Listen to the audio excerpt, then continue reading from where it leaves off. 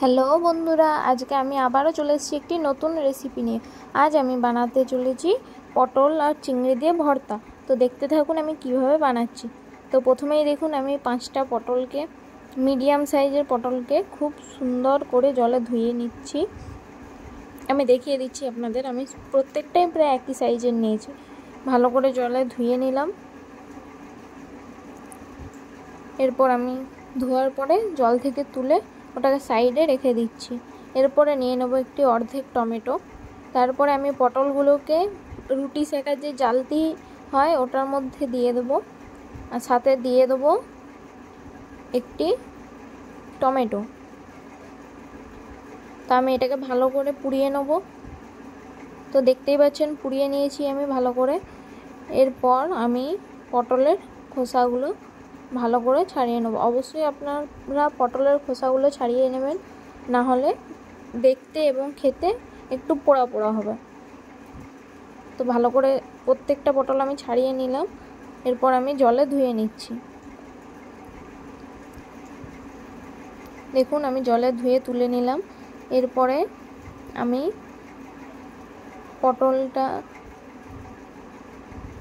আমি টমেটো এবং পটলের রসগুলো বা ভিতরে যে জলটা থাকে ওটা চিপে বের করে নেব, যাতে পটলটা যখন পেস্ট করব চিপচিপে না হয়ে যায়। তো দেখতেই পাচ্ছেন আমি কিভাবে জলটা চিপে নিচ্ছি। আপনারাও এইভাবে করবেন, তাহলে দেখবেন পটলটা খুবই সুস্বাদু খেতে হবে। তো দেখুন আমি কিভাবে চিপে নিলাম।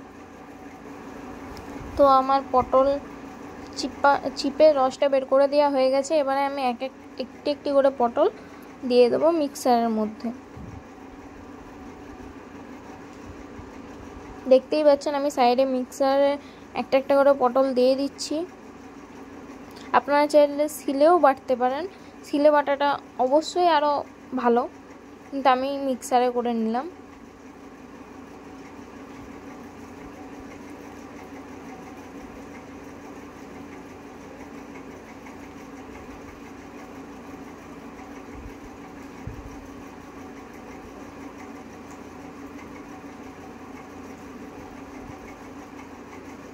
এরপর দেখুন আমি মিক্সারের মধ্যে দিয়ে দেবো 4টে কাঁচা লঙ্কা।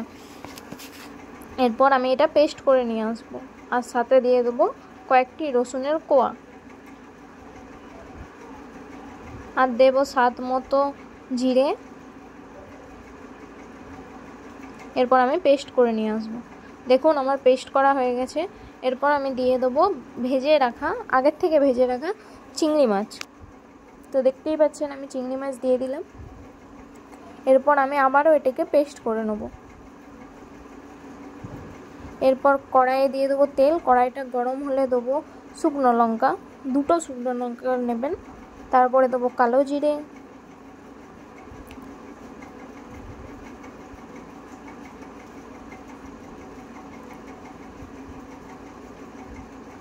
তারপর দিয়ে দেবো পটলের পেস্টটা। দেখুন আমিও এইভাবে পটলের পেস্টটা এবার দিয়ে দিলাম তেলের মধ্যে।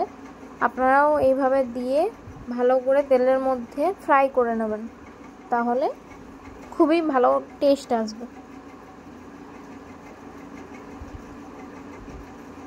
আমি নেড়ে নিচ্ছি ভালো করে তেল, কালো জিরা এবং দিয়ে দিচ্ছি স্বাদ মতো নুন। 2 চামচ নুন দিলাম, আপনারা আপনাদের পরিমাণ মতো দেবেন। আর দিয়ে দিলাম 1 চামচ হলুদ।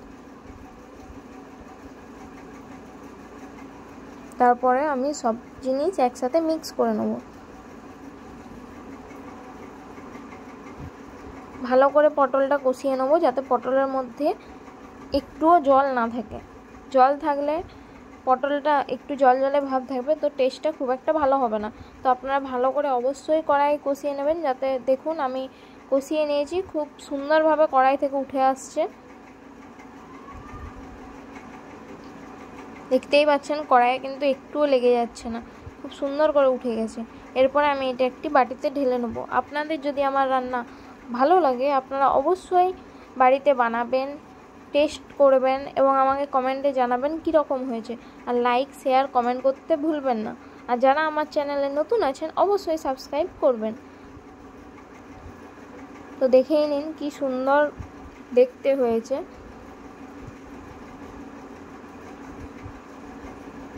শুধু দেখতেই নয়, স্বাদেও খুব অতুলনীয়, দেখতেও খুব সুন্দর একটি পটলের রেসিপি। সবাই হয়তো পটল ভাজা খেতে চায় না, এইভাবে বাড়িতে বানাবেন, খুব টেস্টি হবে। অবশ্যই বানিয়ে দেখবেন আর জানাবেন কেমন হয়েছে।